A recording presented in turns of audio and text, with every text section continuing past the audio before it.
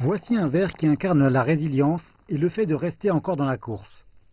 De fait, depuis plus d'un siècle. Mais il ne s'agit pas de ce ver, mais des 4 murs dans lesquels il se trouve. Ces publicités pour la bière Castle nous ramènent à 1927, mais elles sont pourtant loin d'être aussi anciennes que le pub qui les contient. Cette horloge a été ramenée des États-Unis par mon grand-père en 1910.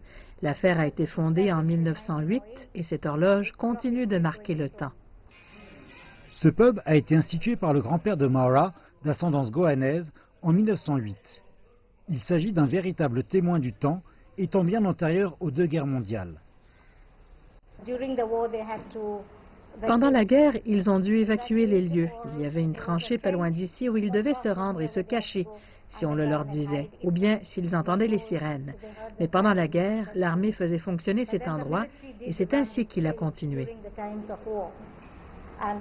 Avoir un bar qui remonte à si longtemps est une aubaine pour ses clients.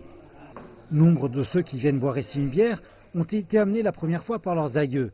Et à présent, des générations plus tard, leurs enfants et petits-enfants continuent sur leurs traces, ce qui constitue une véritable tradition à transmettre. Avant, je sais avec certitude que la bière coûtait 1 shilling et 60 cents.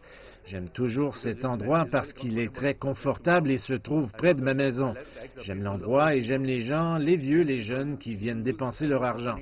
Les années 60 et 70 ont été une période difficile pour les relations entre les races dans le monde entier, et particulièrement en Afrique. Toutefois, autant que Maura s'en souvient, le bar a constitué l'un des rares endroits où races et croyances n'étaient pas importantes. Mon père a servi un verre à un Africain et il a été arrêté et présenté au tribunal où il a été jugé. Parce que vous n'étiez pas censé servir les Africains. C'était la loi. On lui a imposé une amende de 4000 shillings à l'époque, ce qui équivaut à 4 millions de shillings aujourd'hui, ou 40 000 $. Maura et son mari Clarence sont retournés à Mombasa après qu'elle a pris sa retraite suite à une riche carrière d'enseignante. Pour elle, les souvenirs demeurent vivants.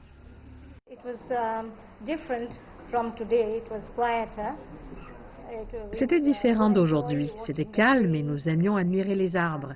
Les arbres servaient à faire des bateaux sur lesquels on envoyait les animaux à l'étranger pour qu'ils soient enfermés dans des eaux. Cette année, le bar célèbre ses 110 ans, mais tout n'est pas rose. De l'autre côté de la rue, les autorités envisagent de bâtir un pont ferroviaire, ce qui signifie que le bar sera démoli dans environ 4 ans. 110 ans ne représente pas seulement un nombre, mais tout un écoulement de moments et de souvenirs au bar Kilindini. Et ceci, nous l'espérons, n'est pas la dernière rasade.